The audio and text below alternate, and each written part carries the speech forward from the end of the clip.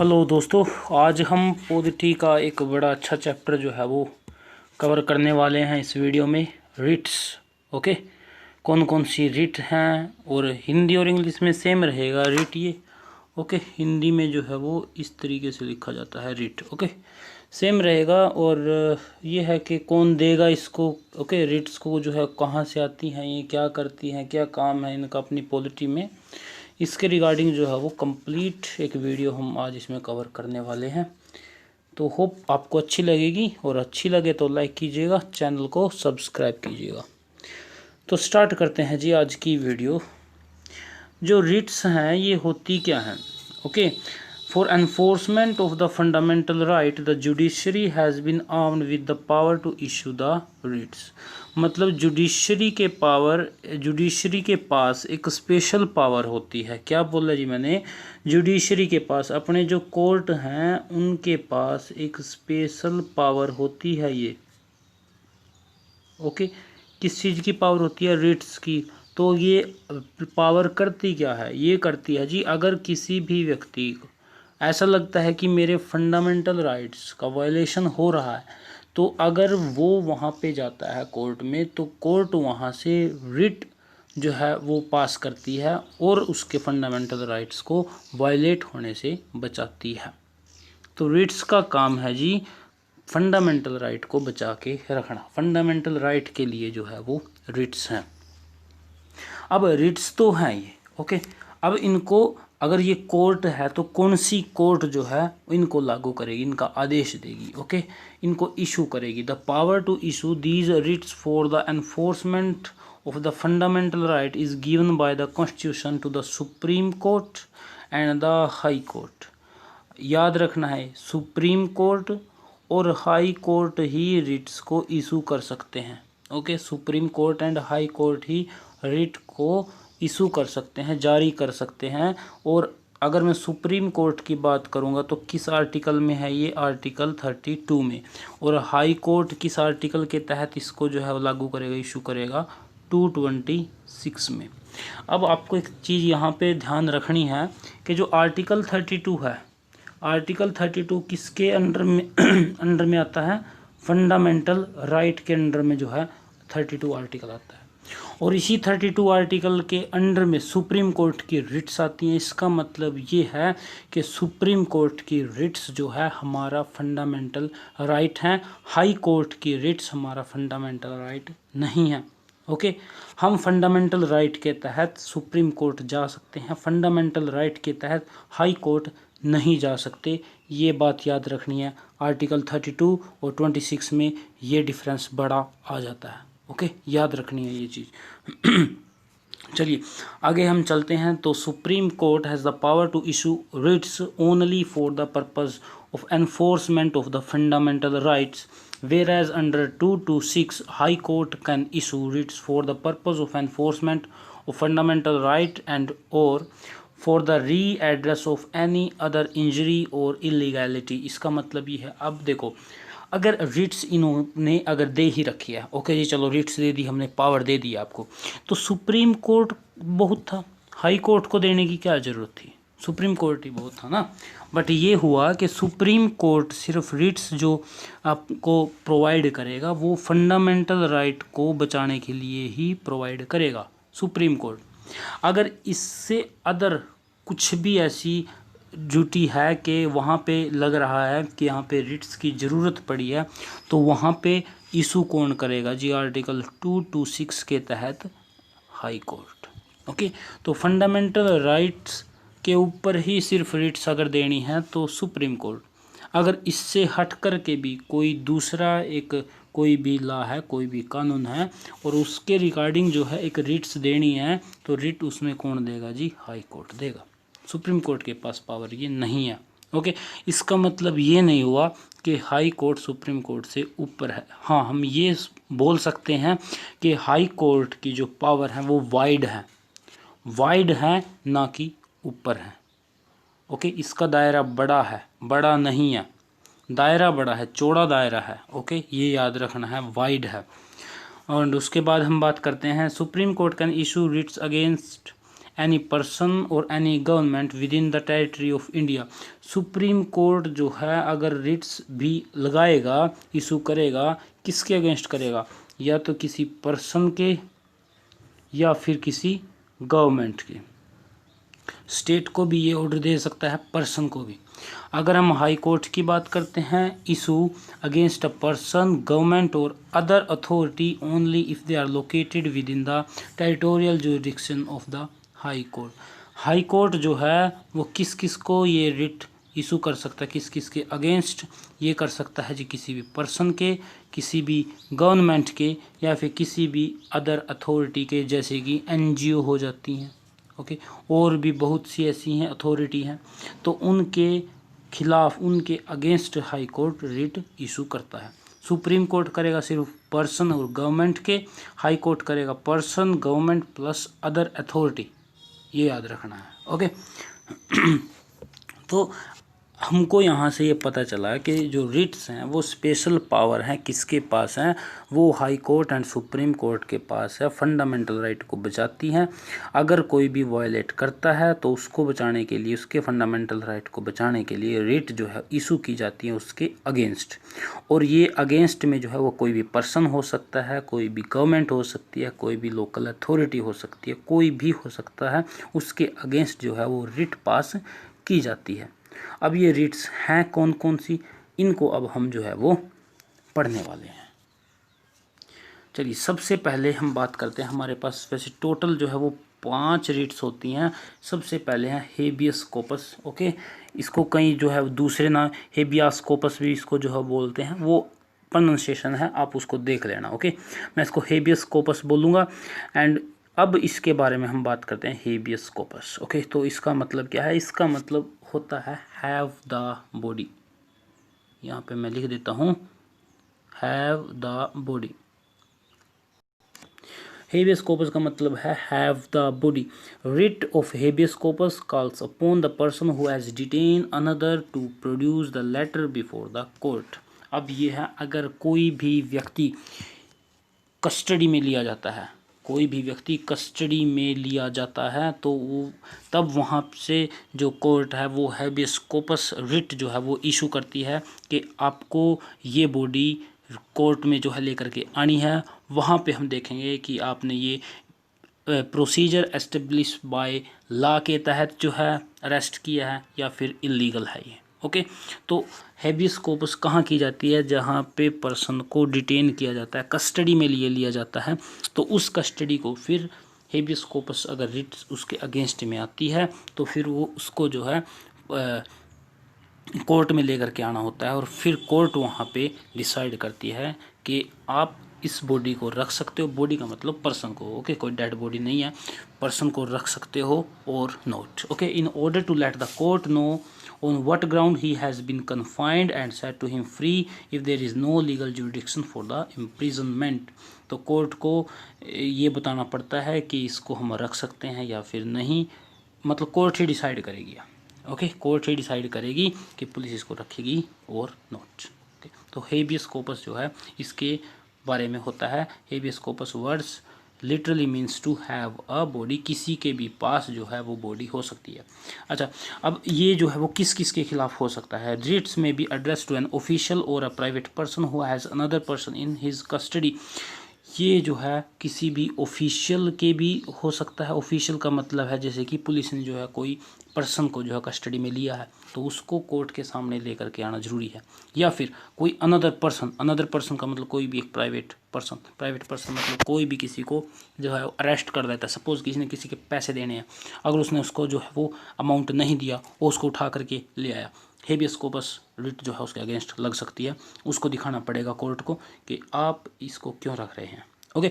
तो ऑफिशियल या फिर कोई भी पर्सन, ओके। आर्टिकल 21 को जो है ये प्रिजर्व करता है, वहाँ उसको जो है वो वायलेट होने से रोकता है। आर्टिकल 21 में क्या है? Have the every person have the personal liberty for his life, okay. Every person have the personal liberty for his life, तो उसकी लाइफ को जो है वो बचाता है हेबियस कोर्पस, ओके। उसके बाद फिर रिट्स आती है जी मैंडामस। मैंडामस आती है, याद रखना है, पहले हेबियस कॉर्पस उसके बाद मैंडामस। मैंडामस का मतलब होता है we command, literally means a command, command दी जाती है जी, कमांड दी जाती है, किसके अगेंस्ट कमांड दी जाती है ये याद रखना है, ये दी जाती है जी ओनली एग्जीक्यूटिव्स, ओनली एग्जीक्यूटिव्स के अगेंस्ट मैंडामस जो है वो दी जाती है। याद, बड़ा इंपॉर्टेंट क्वेश्चन है जी, एग्जीक्यूटिव ये याद रखना, कौन होते हैं जी एग्जीक्यूटिव? एग्जीक्यूटिव होते हैं कोई भी गवर्नमेंट के अंडर में आने वाली अथॉरिटी या फिर गवर्नमेंट जो शासन को चलाते हैं, ओके, तो वो होते हैं जी एग्जीक्यूटिव। जैसे पुलिस है अपनी, ओके, और मैं बोल सकता हूँ और क्या क्या, कोई भी अपनी अथॉरिटी बनाई, जैसे पासपोर्ट अथॉरिटी बनाई गई है अपनी, ओके, बैंक है अपने, ये तो ये सारे के सारे क्या है जी एग्जीक्यूटिव हैं ये, ओके। तो अब इनके अगेंस्ट क्यों की जाती है, ओके, मैंडामस इनके अगेंस्ट क्यों की जाती है? एसएससी में क्वेश्चन पूछा गया था कि पुलिस के अगेंस्ट कौन सी रिट्स जो है वो लगाई जाती है, याद रखना है मैंडामस एग्जीक्यूटिव के खिलाफ ये लगेगी। It command the person to whom it is addressed to perform some public or quasi-public legal duty which he has refused to perform and the performance of which cannot be enforced by any other adequate legal remedy। इसका मतलब ये है, अगर किसी भी executive की एक constitutionally duty है, ओके, उसकी ड्यूटी है कि उसको ये काम करना है, सपोज पासपोर्ट अथॉरिटी है, उसको क्या करना है, उसको पासपोर्ट देने हैं लोगों को। अगर सब एक व्यक्ति आया, उसके पूरे के पूरे डॉक्यूमेंट ठीक हैं और उसको वो पासपोर्ट नहीं देता है, उसके अगेंस्ट क्या लग सकती है? मैंडामस, मैंडामस रिट उसके अगेंस्ट लग सकती है कि आप अपनी इसको ड्यूटी को जो है वो निभाओगे। कोई भी व्यक्ति पुलिस में गया, वहाँ पे उसकी सपोज FIR नहीं होती है, तो कौन सी रिट्स आएगी जी? मैंडामस, इसके FIR को दर्ज किया जाए, ओके। कोई भी आता है, सपोज आपका आप बोल सकते हैं सरपंच है, ओके, वो अपना काम करने से मना कर देता है, मैंडामस, ओके। इस तरीके से जो है वो मैंडामस रिट जो है वो लगाई जाती है। Mandamus can not be granted against the president और the governor of the state for the exercise and performance of the powers and duties of his office. आपको याद रखना है किस किस के अगेंस्ट नहीं लगाई जा सकती? President and governor of the state. याद रखना है, दो व्यक्ति, मैंडामस दो के खिलाफ नहीं लगाई जा सकती। कौन कौन से हैं जी? वो प्रेसिडेंट है, दूसरा कौन सा है? वो गवर्नर ऑफ द स्टेट है। दो चीज़ें याद रखनी है, एग्जीक्यूटिव और कोई भी हो उसके खिलाफ जो है वो लगाई जा सकती है। उसके बाद फिर आता है जी प्रोहिबिशन। उसके बाद फिर क्या आता है जी? प्रोहिबिशन। सबसे पहले क्या पढ़ी थी? Habeas corpus, mandamus. अब उसके बाद हम पढ़ने लगे हैं जी प्रोहिबिशन, ओके।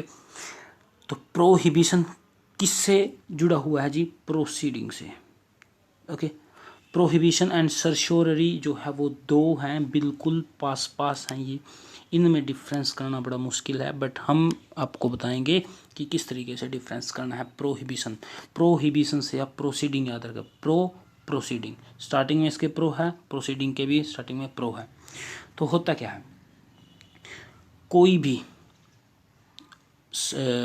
कोर्ट है, ओके, कोई भी सब ऑर्डिनेट कोर्ट है जो जिला डिस्ट्रिक्ट कोर्ट होती हैं, ओके, वो अगर तीन तरीके से गलत कर रही हैं, तीन तरीके से क्या गलत कर रही हैं?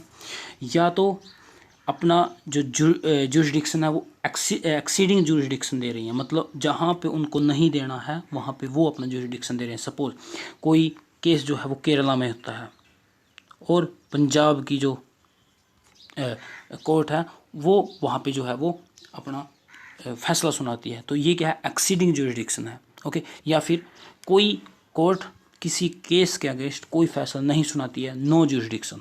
दो चीज़ें बताई, एक तो है एक्सीडिंग, एक है नो जुरिडिक्शन, और तीसरा क्या आता है? Violation of the principle of natural justice, violation of principle of natural justice. अगर ये तीन चीज़ें होती हैं, ओके, अगर यहाँ पे ये तीन चीज़ें होने लग रही हैं, प्रोसीडिंग चल रही है, केस जो है वो चल रहा है और देखा गया कि इनमें से ये तीन चीज़ें यहाँ पे होने वाली हैं, ओके, तो रेट्स आएगी जी प्रोहिबिशन। प्रोहिबिशन कौन लगाएगा? सुप्रीम कोर्ट या फिर हाई कोर्ट। सुप्रीम कोर्ट या फिर हाई कोर्ट किसके ऊपर लगाएगा जी? जो नीचे उसके कोर्ट है, मतलब सब ऑर्डिनेट कोर्ट के ऊपर लगाया जाएगा कि इस प्रोसीडिंग को यहीं पे रोक दिया जाए। ओके, इस प्रोसीडिंग को यहीं रोक दिया जाए, मतलब अभी ऑर्डर उसका नहीं आया, अभी उसका रिजल्ट नहीं आया, बीच में ही रोक दिया गया है, तो ये है जी प्रोहिबिशन। ओके, अब ऐसे ही हम पढ़ने वाले हैं सर्शोररी। ओके, सर्शोररी को मैं आपको बिल्कुल इतना बड़ा नहीं पढ़ा करके एक छोटा सा ही बताने वाला हूँ। सर्शोररी का मतलब ये होता है वी सर्टिफाई। सर्शोररी का मतलब क्या होता है? वी सर्टिफाई या फिर वी चेक। क्या होता है कि सुप्रीम कोर्ट या फिर हाई कोर्ट, इसको जो है बड़ा लेते हैं इसको सर्शोररी में, तो सर्शोररी में क्या होगा? चेक करेंगे। ओके, क्या करेंगे जी? चेक करेंगे, सर्टिफाई करेंगे। कौन करेगा जी सर्टिफाई? किसको करेंगे सर्टिफाई करेंगे जी सब ऑर्डिनेट कोर्ट को। कौन करेगा सब सर्टिफाई, चेक कौन करेगा? सुप्रीम कोर्ट या फिर हाई कोर्ट। सुप्रीम कोर्ट या फिर हाई कोर्ट तीन चीज़ों पे चेक करेगा। कौन कौन सी अभी आपको बताई थी? एक्सीडिंग जुरिसडिक्शन, ओके, जहाँ पे उसको जुरिसडिक्शन नहीं देना था वहाँ पे दिया है, या फिर नो जुरिसडिक्शन, कोई भी फैसला नहीं दिया है, या फिर वो वायलेट करता है नेचुरल जस्टिस के प्रिंसिपल को। ओके, जो न्याय मिलना चाहिए उसको वायलेट करता है, तब वहाँ पे अगर सुप्रीम कोर्ट और हाई कोर्ट जो है कोई भी सर्शोररी रिट जो है वो लगा सकती है और उसके फैसले को ख़त्म कर सकती है, नल एंड वॉइड हो सकता है। तो सर्शोररी क्या क्या चेक करेगी? क्या कहीं एक्सीडिंग जुरिसडिक्शन तो नहीं है। दूसरा क्या करेगी? क्या कहीं नो जुरिसडिक्शन तो नहीं है, या फिर कहीं पे वायोलेशन तो नहीं हुआ है नेचुरल जस्टिस का।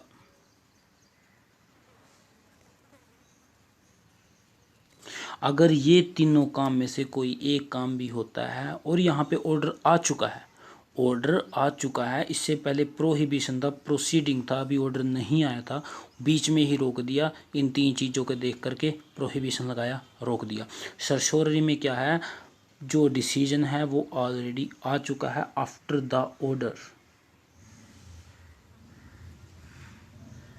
आफ्टर द ऑर्डर ये काम होने वाला है। ऑर्डर दे दिया है सबऑर्डिनेट कोर्ट ने, सर्शोररी में सुप्रीम कोर्ट हाई कोर्ट देखता है ऐसा हुआ है, सर्शोररी रिट लगती है और वहाँ पे इसका जो भी ये था फैसला था उसको क्या किया जाता है जी? नल एंड वॉइड घोषित कर दिया जाता है। अगर ये पाया जाता है नल एंड वॉइड, अगर इनमें से तीन चीज़ें जो है कोई सी भी एक पाई जाती है, ओके, तो ये कौन कौन चेक करेगा? Supreme court and high court. तो दो रिट लगी हैं जी कोर्ट के खिलाफ जो अपनी सबऑर्डिनेट कोर्ट होती हैं। कौन कौन सी रिट लगी हैं? Prohibition and सर्शोररी। प्रोहिबिशन लगेगी ड्यूरिंग प्रोसीडिंग एंड सर्शोररी लगेगी आफ्टर द ऑर्डर। ओके, तो उसके बाद अब लास्ट रहती है जी क्यो वारंटो। ओके, क्यो वारंटो जो है वो रहती है। इसका मतलब क्या होता है क्यो वारंटो का? क्यो वारंटो का मतलब होता है जी व्हाट इज़ योर अथॉरिटी। क्या होती है? What is your authority.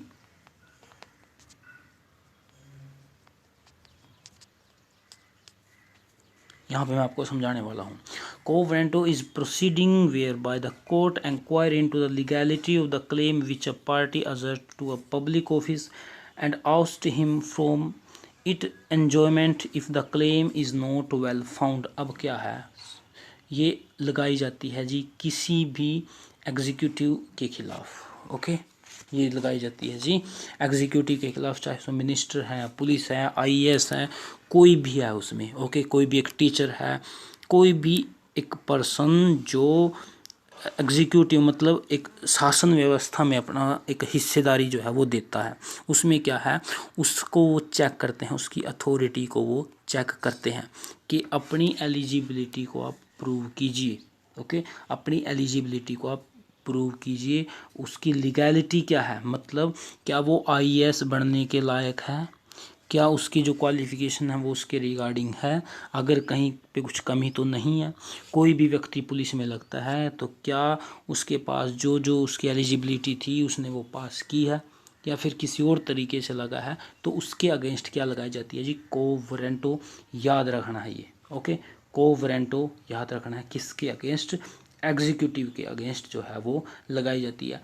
एक रिट्स और मैंने आपको बताई थी जो एग्जीक्यूटिव के खिलाफ लगाई जाती है, याद रखना है मैंडामस, और दूसरी क्या है जी, को वारंटो। ओके, यहाँ पे सेटिस्फाई करनी होगी इसको अपनी पोजीशन कि yes he is eligible for his post for this post. The condition necessary for the issue of a writ of the quo warranto are as follows. The office must be public and must be created by the state or by the constitution itself। अच्छा हाँ, ये याद आपको बता ही दिया है कि ये कंडीशन है को वारंटो की, मतलब जो ऑफिस है वो पब्लिकली ऑफिस होगा, मतलब कि वो सरकार के अंडर में आएगा। ओके, प्राइवेट के खिलाफ नहीं लग सकता ये। ओके, ये सब इसमें यही बताया गया है कि जो ऑफिस रहेगा वो जो है वो सरकार के अंडर में आएगा। ओके, पब्लिकली ऑफिस होगा वो, चाहे वो पुलिस है, चाहे वो टीचर है, या फिर हम बोल सकते हैं मिनिस्टर है, आईएएस है, कोई भी। ओके, तो वहाँ पे क्या लगाई जाती है जी, को वारंटो लगाई जाती है। व्हाट इज़ योर अथॉरिटी, आप अपनी अथॉरिटी को प्रूव कीजिए। ओके, तो इस तरीके से जो है वो ये 5 रिट्स लगाई हैं। ओके, याद रखना है सबसे पहले क्या था, हेबियस कोर्पस, उसके बाद ये हाई कोर्ट नहीं है, हेबियस कोर्पस, उसके बाद फिर क्या था जी, मैंडामस, उसके बाद फिर क्या आया था जी, प्रोहिबिशन, उसके बाद क्या था, सर्श्योररी, और लास्ट में क्या आता है जी, को वारंटो। तो ये 5 रिट्स थी, याद रखनी है। अगर अच्छी लगी तो वीडियो लाइक कीजिएगा और चैनल को सब्सक्राइब कीजिएगा। थैंक यू सो मच दोस्तों।